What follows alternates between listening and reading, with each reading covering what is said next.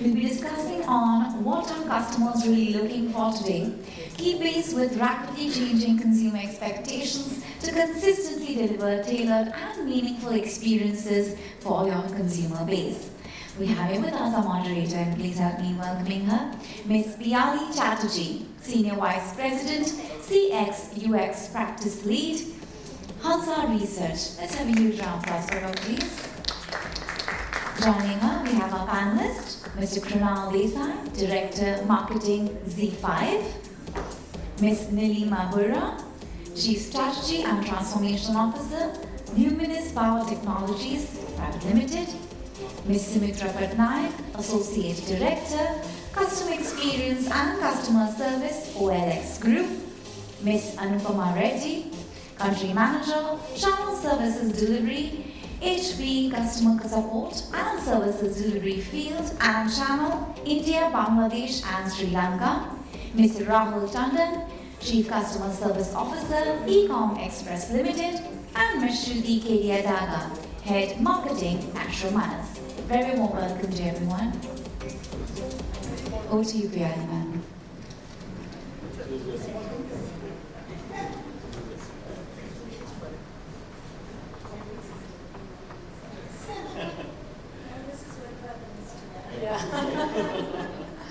A very good evening to all of you.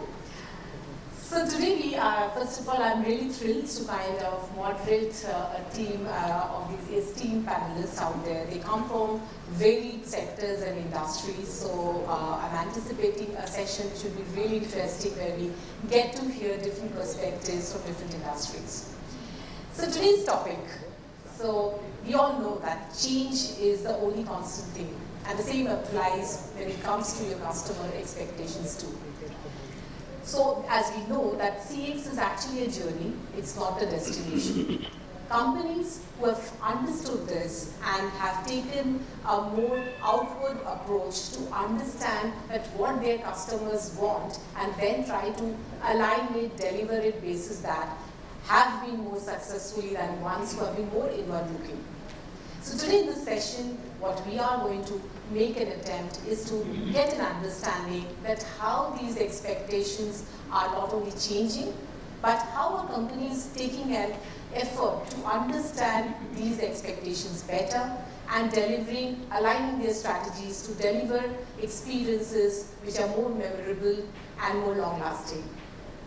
With that note, I'll probably, without wasting much time, I'll probably come to start it with Neelima and get an understanding that given the sector that you work in, and could you please tell us that how do you keep a pulse on the customer expectation? What are the different methods, ways that you adopt to keep a pulse on what the customer expectations are? So, coming from the sector, I will talk about how technology, in the space of technology, why it's not just enough to know what does your customer want. It's actually more important to anticipate what do they need. And this anticipation to me is the new game, or I would say new advantage to keep you ahead of competition or ahead of the curve for the brand and the business. Now this anticipation comes with a lot of things around it, because technology, consumers cannot say what do they want. You will have to anticipate what they are saying, what could that be. So that's what I do for our company. So Luminous Power Technologies is into the technologies for power backup and energy solutions. A lot of time consumers would only know that I need an inverter or a battery. But beyond that, they don't know what the world is. But there is a huge world beyond inverter and battery. And that is where we say that, number one, know what your customers, who your customers are, but also be proactive about listening what's happening on that. So we have got close to some 40 lakh customer service database, because they all comes for either installation or for service. Now listening to them, talking to them through that database helps us to a lot of time understand where is the pulse, where are the problems, where are the pain points. And then can you now get into some kind of product changes or innovations, which probably they are not saying, but there is a pain point there. Number two, I would also say is, so number one was know your customers, number two is anticipate, number three is once you listen to them, push a bit on innovation, because a lot of time, if you continue to sell what you're selling, you don't know where is the boundaries and where can be the new edge which will come out. So this pushing innovation sometimes also help you to get into the newer pulse of the customers, wherein you get to understand why and what they are saying, adopting, changing, the new behaviors. So that's another one which I found really very useful. And the last one, obviously, because it's an environment which is very agile, very nimble and very ambiguous right now with inflation, with changes in the environment, the feedback mechanism. I think that's another one. So it's not just about reading and saying, okay, we are happy that we don't have any consumer complaints or there's no feedback. A lot of time you take that as like very best customer satisfaction. But sometimes seeking feedback through online surveys or people who are visiting on the e-commerce platform or the guest service, we run such customer surveys point in time to just openly ask any feedback. And that has actually a lot of time given us a lot of ideas on what's the new thing which we need to look in terms of experience, in terms of behavior, in terms of products, everything that gets covered into that. So those are the things which Luminous Power Technology does to keep the pulse on it. Very interesting. As a matter of fact, you made a very valid point. Like when it comes to seeking feedback, it is actually an eye-opener. It's like a mirror at times, because most of the times when you kind of making strategies, it's very inward-looking. When you miss out the customer angle. I'd like to give you an example here. We do a lot of surveys and. Very interesting examples come out, like in one of the financial sector company, your survey data showed that 45% of your customers were saying that their complaint was not resolved to your satisfaction. And the teams actually had multiple MISs to show that how they have closed the calls and how it was kind of completed on time and was resolved per se. But there was a gap of almost 30 odd points. When we further did a deep dive, we figured out that while they had kind of given a resolution, but it was not a final resolution for the customer. So the customer asked for an address change, they changed it, but or had asked for a statement, they had put in the statement, but it never reached the customer because he had changed his address. So it is extremely important, as you rightly said, that to have a third, kind of hear it straight from the horse's mouth to get that perspective. Very interesting. I'll probably like to come to Sumitra, and you work in a very, very challenging industry where, so OLX, if you can throw some light, how in your organization, how is these expectations are being, you keep a check on the customer pulse, and if you can just throw some light around that. Thanks for that question. And so the obvious ways that many companies kind of measure or keep a pulse is through the surveys that are going out to customers, like a CSAT or an NPS. So obviously, I mean, when you hear of a CSAT, NPS, they come across as a very generic term where, I mean, a very obvious way of measuring this. But I'd say that, each of the feedback when it comes back from every customer, how do you kind of decode all that information you have makes all the difference. And by that, I say, I mean, I mean that the voice of customer is very powerful and very effective, and it's not something new that we're hearing today. And how you use it makes all the difference, and because a lot of data, a lot of information is coming. So if you hear every customer very attentively, you would actually understand where the challenge is, where that problem is. And for us, what we've done is the customer satisfaction obviously is more about a resolution at that moment which you're offering to the customer, but before he really reached out to you, he would have had an experience, right? And that typically would get captured in the NPS. And so I've seen a lot of companies who have just one survey going out in the form of a net promoter score, and they ask you that, okay, would you recommend us to a friend or a colleague, and they would either give you a 9 or 10 or lower than that. So, but it doesn't essentially capture the entire journey. So at OLX, what we've done is, for the experience bit of autos, we've actually broken it down across the entire journey from the customer, from the time he becomes a lead to actually selling the car to us, or even dropping off in between. So that actually helps us understand why he dropped off, what went wrong, so that tomorrow when we have potential customers or we have an opportunity to revive them back, we at least have to move ahead in the funnel. So data plays a very important role, and I personally am a big fan of looking at those insights, the data to zero down on what is working and what is not working for the customers. So so data is a very critical point for us to understand and keep a tab on how the customer is feeling. And if you, in fact, an interesting factor is that you have many modes or many channels where the customer can reach you, the call center, the email, the social media. So if you actually get all of them together and look at that data, the storyline will be similar. Customers will not be talking different languages. The language will be the same, probably the channels are different. So interesting, ways of getting it together and looking at what it's saying, and then you obviously prioritize which needs the most important, amount of attention, which is a critical aspect that you need to solve through product, process. How can you, have little changes in process to optimize a solution for the customer and have it solved.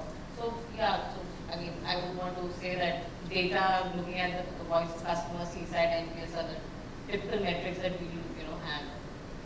Absolutely. As a matter of fact, the way the customer expectations are evolving today, I think without a continuous monitoring and measurement of the customer voice, I think the companies can actually miss out on some critical information if they don't kind of measure it on a regular basis. I would now with that I'd like to kind of move on to you, Rahul, and so given that you have worked across multiple sectors and so on, it'd be interesting to note, like, what are some of the best practices that you have seen when it comes to managing customer expectation or creating memorable experiences? It can be within the category that you're currently working or beyond the category, but you can throw some examples or light around that. So, see, expectations actually is like a moving goalpost. It's unfair to say you can ever manage it. The moment you think you manage it, there's a new thing that comes up. So the moment you have a wow thing today, tomorrow it becomes hygiene. So hence, I think one critical thing when you are creating any or fulfilling any expectations is don't create a product or a service which lasts for today. You have to build something which can be scaled up and which is a little, I won't say future-proof, but future-ready. You have to think ahead of the curve. Like, for example, the domain I work in, it's a very different thing. It's logistics, right? So we work in B2B2C. So I've got two sets of customers. On one side, I've got the marketplace from where everyone here shops, and on the other side, there's people like us who expect the shipment to come in. Now, they've got different expectations. One wants shipment to be picked and delivered the very next day. The customer is differently. He just says, deliver me a package which is intact, shouldn't be damaged. And if you commit to a time frame, in that time frame, not necessarily everything has to be delivered the next day. So I think in our industry, given the fact that we have multiple types of shippers, we have currently over 2,500 active shippers on the e-commerce place, and you have people who have different expectations across the stratas. You've got the discerning buyers, and then you've got the first-time novices coming to e-commerce. It's very difficult to have one approach because the expectations are so diverse. I'm delivering a shipment in Kashmir and I'm also delivering a shipment in Kanyakumari, right? The expectations are totally different. One guy wants a contact-less delivery. One guy may want a personalized touch because he's getting a luxury shipment. So hence, what we really try to do in our setup is, one, stick to the basics. Don't try and do too much because The further complexity that is there for us is that you are delivering through almost on a given day 50 to 60,000 gig workers. And it's impossible for them to have one approach towards how they go to a customer to deliver. So what we try and do is use a whole bunch of simple tools to educate these guys on the app in terms of the customer profile, in terms of giving them the demographics of whether it's a first-time delivery or it's a repeat order, so that that experience when he's actually going and delivering that shipment, he is aware of the customer at a basic level, and therefore when he's conversing with him, those conversations should be slightly tailored. It's not that, if I've come to your house for the first time, I'm delivering a shipment, and the second time when I'm coming, I shouldn't have to restart the conversation again, because I could be a different guy. But then if I have delivered to your address, I may not have to say, Acha, where is your address? It's the most frustrating experience. So we try and use a lot of technology to build uniform experiences without really mandating it to the last mile people that this is the statements you have to use, opening line, closing line. Be as fluid. But you are backed by data to actually aid you to recognize customers and therefore try and deliver those experiences. I think that's a fantastic point. Empowering your last mile, and miracles can happen. A lot of time we kind of try and set it in close boundaries. And I like to share one quick story, which is one of my favorite examples. And as you rightly said, like we'd gone to this Maruti workshop, and they had taken our car for servicing. They told us to come after 3 hours. So as they had mentioned, we reached there. I had my husband and my 8-year-old daughter going there. And when we reached there, they said the car is not ready. So of course, we were upset because we had other plans. He could see that we were immensely upset. He went inside. He came after 10 minutes with 3 movie tickets in the next mall, which was closer, which was 10 minutes away. They gave us a card, took us there. And trust me, that one service recovery that he did, he changed me from an unhappy customer to a happy customer. The fact that they had that authority to take that decision within that, that 10-minute time period was amazing. So this entire thing of empowering the last mile actually can create miracles. Very interesting.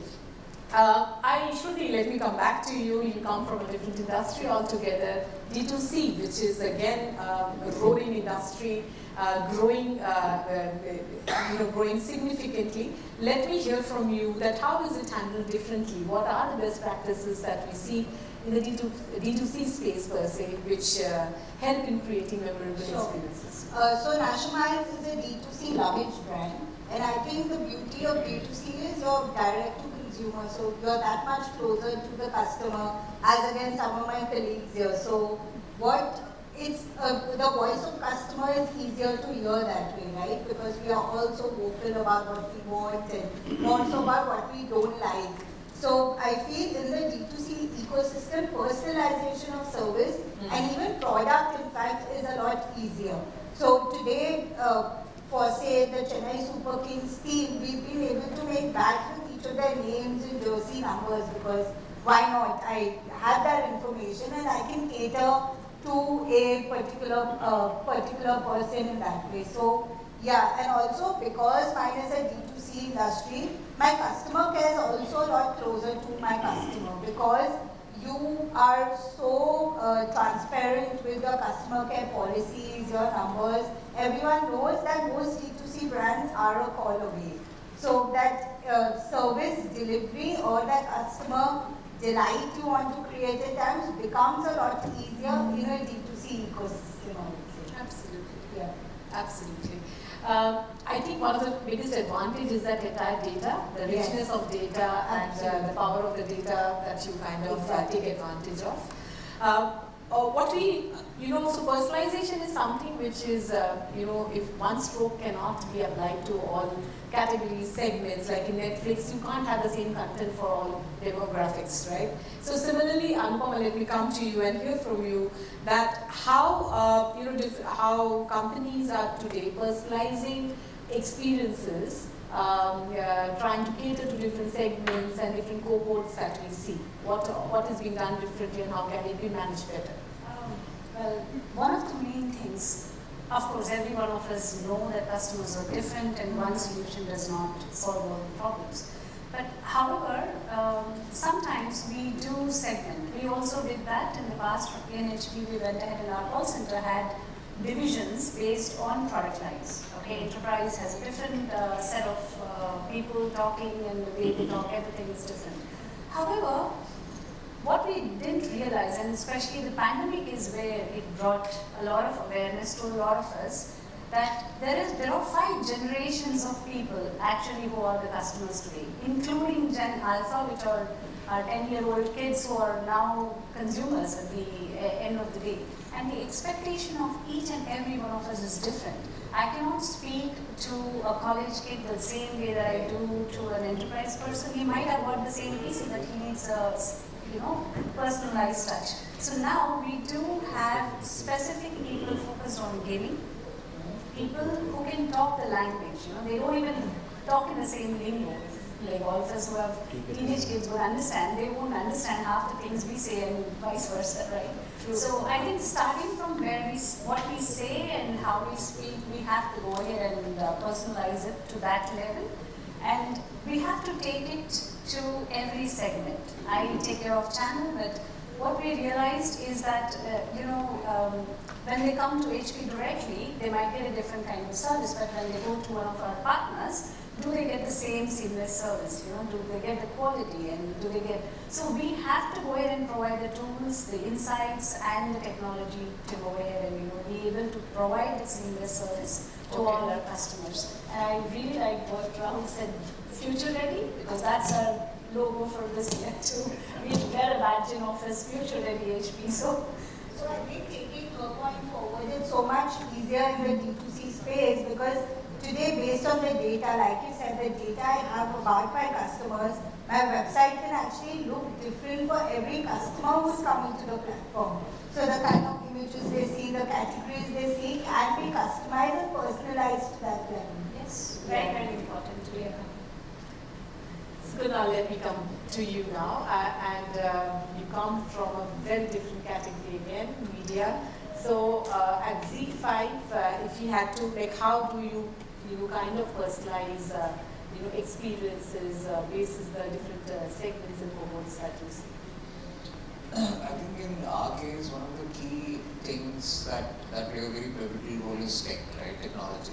And what we do is, because we have so much of data in terms of consumption, in terms of your habits, and OTT is very personalized, right? I'm watching it on my platform, my dad is watching something else, my mom is watching something else.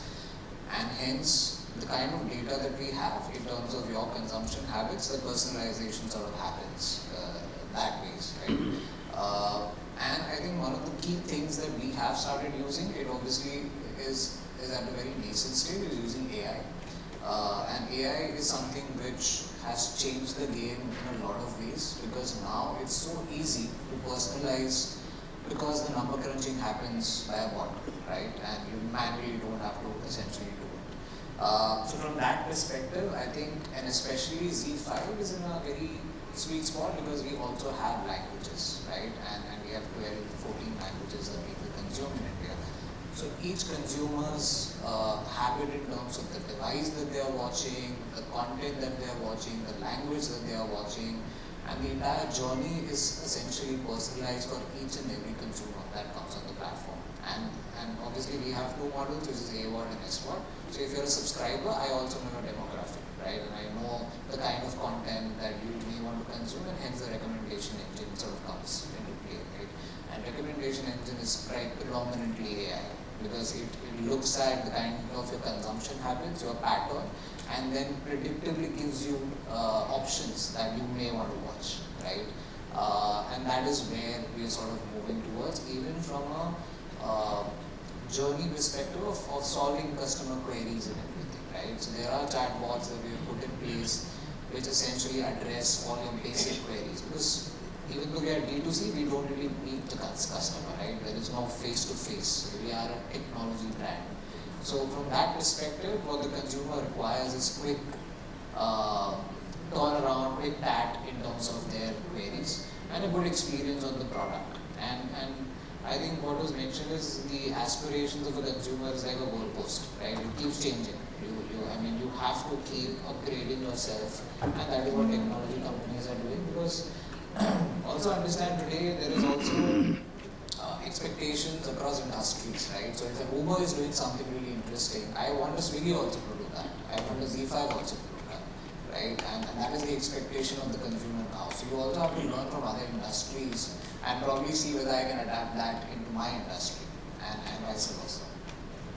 I think even your customers, when we look at in our studies, when we look at the NPS scores, or the same customer actually has different recommendations. So for example, if you're asking them to really recommend Netflix basis the content that you have experienced, we see that the same customer gives a different rating basis the segment. So if it comes to him or her, they would give a rating of, say, is a promoter, but they are also detractor when it comes to the content for parents, because they feel that probably there is a lot of adult content which is not relevant or not relevant for kids and so on. So even customers, when they are talking about NPS or recommendation, they kind of think about that segmentation too.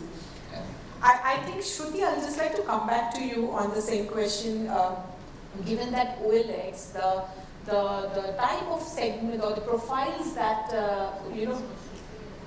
sorry, for Shruti. Yes, I'm sorry. No, I wanted to ask it for OLX itself. So the profile that we kind of see so varied, and you kind of see different demographics kind of come into transact on this particular platform. Is there any difference in the way we handle this? So obviously it changes from customer segments who come into our platform, and every category comes with its own complexities.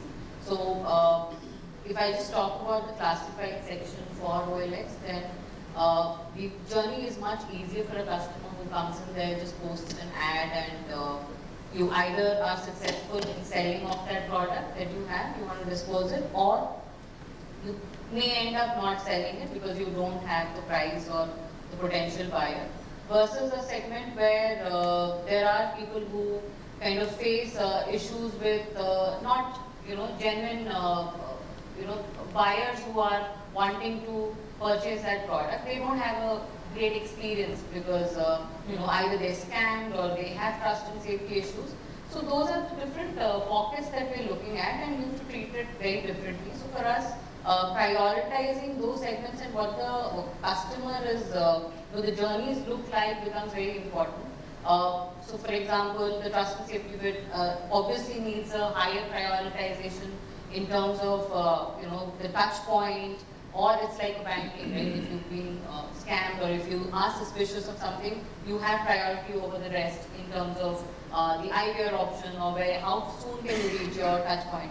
What is the assistance that you can be offered. So similarly, it works that way for us, and we do try our best to kind of give a solution on that, and as much as possible not ensure that it doesn't happen. So, and for that, obviously then there's a lot of interaction, collaboration with your internal stakeholders who work on it at a product level to see this doesn't happen, and your platform is one, safe for usage, safe for, better in terms of the experience and all of that. So yeah, and for the auto segment, again the journey is very different, because it is a a product which is much higher in terms of the value and also the tangibility, where you're trying to sell off your car, right? So the experience that becomes very different. So there are again different segments which are based on the average selling price of every seller who's coming to the platform. Again, so what kind of cars is visible to similar channel partners who are buying those buckets of cars. Not every channel partner or not every seller who's selling the luxury car will have this disposed of in say 2 or 3 days, until we have like a segment of channel partners who will buy it quickly. And so you have to segment it in terms of the needs and what kind of customers are coming. So again, a lot of data, a lot of inputs coming in at the browsing stage itself, when the customer is entering his make, model, car details, to the time also where the user is generating content on his ad. So a lot of information which you kind of take, and then obviously the personalization happens, and there is performance marketing also. There's also what kind of ads you're seeing, what kind of potential buyers you're seeing, or on the platform who can typically help you sell their products. Okay. Shruti, I'll come to you now, and while there are different ways of delivering customer experience, but we know that there are a lot of challenges that we kind of face, and given that you are kind of handling on the D2C part, if you can just tell us in the D2C space, what are the kind of challenges or obstacles that we kind of end up facing, and what are the different ways that we use to overcome that? If you can throw some light around that. Sure. So I think our colleague here spoke about how you need to keep scaling for the future. But what happens is we launched in 2017 till 2019. Our website wasn't the primary focus of our sales, so that was when we were getting 3-4 orders per day, and customer service was so personalized that every day we used to get messages saying, WebHub did such a good job, he assisted me so well, and that was the kind of empathy we hoped we carried when we were doing say 1,000 orders a day on the website. But that scaling becomes so difficult in customer experience, right? When you're smaller, it's a much nicer, you can be more empathetic, and I just feel we've not been able to carry that same culture we wanted to originally when you're doing things on a much larger scale. So I feel to define what you want to stand for when it comes to customer experience is very important, and it's challenging also. So I think that also comes with, one is actually penning down what you want your customer experience to stand for, and training your staff to do it. The staff, which is the customer support team, which is actually on the ground talking to the customers. The training is extremely important so that everyone understands what's the ethos of the company. Absolutely. I think, and a lot of times when you talk about these customer experiences or the challenges, at times there are very simple solutions which can actually help in addressing that. And another quick example that comes to my mind when you say this, and I've heard this from one of my colleagues in one of the banks, where the customer feedback said that there is, when they call, there's a lot of noise. They can't hear it clearly, and there is a lot of noise and so on. And while the teams were making strategies around that, we should get better headphones, more soundproof, and of course there are huge investments in doing that. But however, the senior management had requested to look at an alternate solution out there, and said that maintain better discipline on the floor. So 1 week of training to the teams on the floor, and the noise was, the calls were much, much clearer, and the noise was actually taken care of. So small actions, but how you kind of ended up delivering or managing the complaints or whatever, the expectations better by taking simple solutions. Rahul, I'll come to you, and I would like to hear from you more on this topic, on the challenges, given that you have a different perspective around this. Can you just throw some light around it? Sure. So ours are totally different. So like I said, I've got a bunch of, or rather hundreds and thousands of customers on this side who are businesses who are trying to get into the e-commerce space, and I had an interesting conversation just 5 minutes ago. And then I have consignees on the other end who today don't choose their logistics partner. But if any of you have shopped on an international site, let's say even Alibaba, you could choose your logistics partner, right? So for me, the greatest challenge I see in our industry is, should I be a service provider or should I be a service consultant?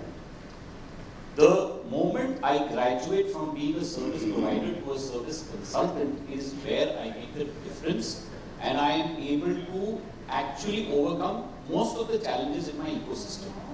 Let's look at it in terms of the shippers, right?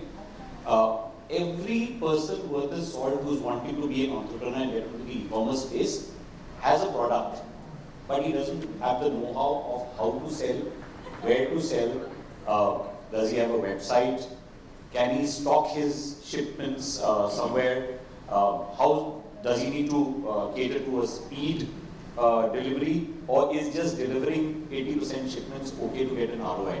That's where we come in, right?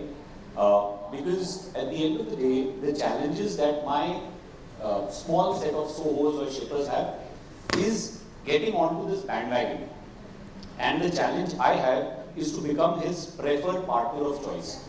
So what we try and adopt there is give him turnkey solutions, right? But whilst we give him turnkey solutions, we also offer them modular stacks. So you want to take warehousing, take warehousing. You want my OMS, take my OMS. You want me to solve your delivery problem because not enough goods are getting delivered, you're getting higher returns. I will come back and give you the intelligence as to what your customers are telling you, because I go and meet them. You don't. You just hear it through an AI channel, but actually my delivery boys are doing and delivering that experience. So, first challenge for us on this side, which is on the shipper side, is to be able to graduate from being a service provider to a service consultant, right? Educate the shippers or prospects on how they can leverage my technology, my know-how, my capabilities to enhance their e-commerce business. Then on the other side, the challenges I face, those are immense, which is on the Desai. So on an average, we deliver, let's say about ballpark, about 10 to 11 lakh shipments a day, right? And these are delivered across 23,000 vehicles. The challenge that we face there is every shipment comes with a promise of a delivery date. And whether we like it or not, our ecosystem is such that there's some trouble happening in some part of the country every day, every moment. And that can create a service disruption. So you are expecting a gift for your daughter's birthday, which is expected today, and there was a strike in some corner of Mumbai which impacts that delivery, right? Now, if I tell you that after the event has happened that I can't deliver your shipment today, you may not be able to create a, let's say, an alternate, go and get the gift from the next shop. So for us, being able to identify such disturbances proactively, be able to identify whether it creates an impact on the service promise ahead of the curve, and communicate down to both the shipper and the consignee in a manner that he's able to take a decision, or manage his expectations, right, is another thing where we use a lot of technology, because while on the face of it, it's just a shipment moving from point A to point B, but it traverses through geographies, and at every point there can be some disappointment, some which can lead to a service failure, some may not. So one challenge we really face and we try and solve for is being able to identify possible failures and communicate effectively to the end consumer through the journey. Okay. And how we do it is have a connected journey. Do not get disconnected from your customer at any stage, which means leverage your omni-channel reach in and reach out throughout the customer's journey, right? So that's really how we are trying to solve these. Okay. Krunal, we would like to hear a little more on from Z5's perspective, what is the kind of challenges we face out here? I think from a customer perspective, one of the biggest challenges that we face is the expectation in terms of delivery of experience, because as a product, consumers are coming to watch content, right? And you're watching content at your leisure time, you're watching content with your family. It's not a service where it's an urgency or an emergency, or you've ordered something. So you're sitting at your leisure time, and hence you want a very good experience. Whether it be on your connected TVs, whether it be on your iPad, whether it be on your telephone, on your laptop or anywhere else, right? And what we look at, right, from a perspective is very small key matrix that we look at from an experience perspective on the product itself, right? Like video start failure is one matrix that we follow. In terms of consumers actually drop off if the video does not start in few seconds, right? Because I'll just say, yeah, not working, let me just move on to a prime video and watch something else. Let me just move on to something else.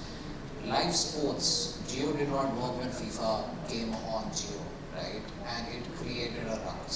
So there is a effect that the brand also feels if your product and your tech is not in place, right? And that rub-off is very bad.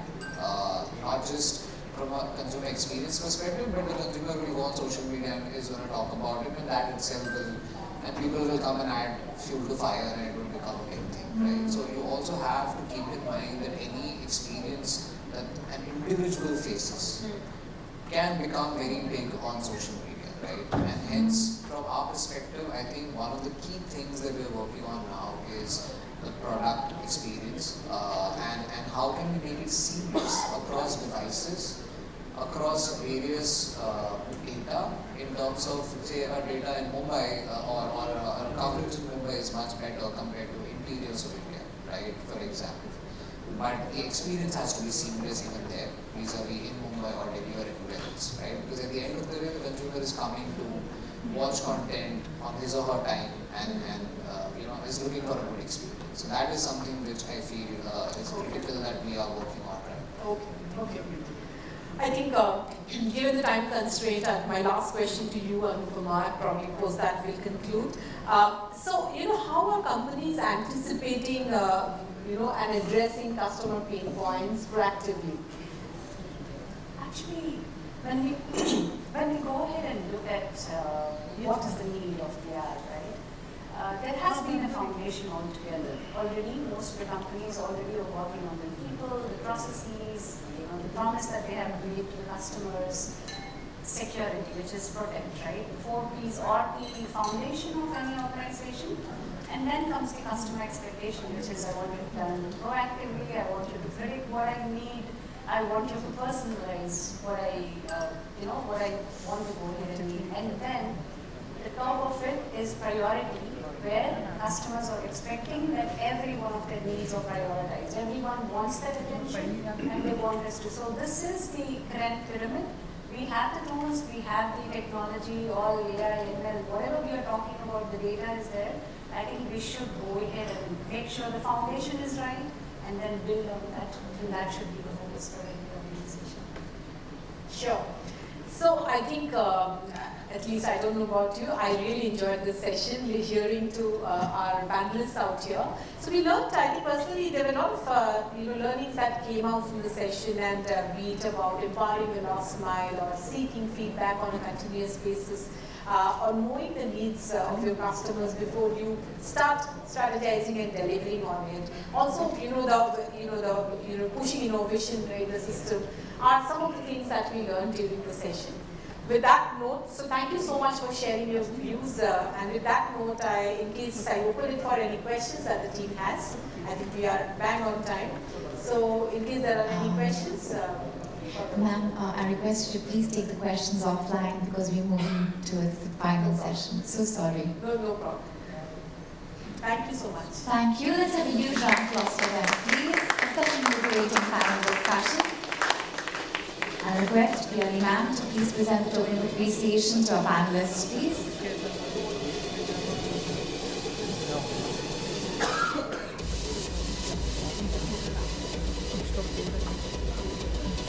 Console.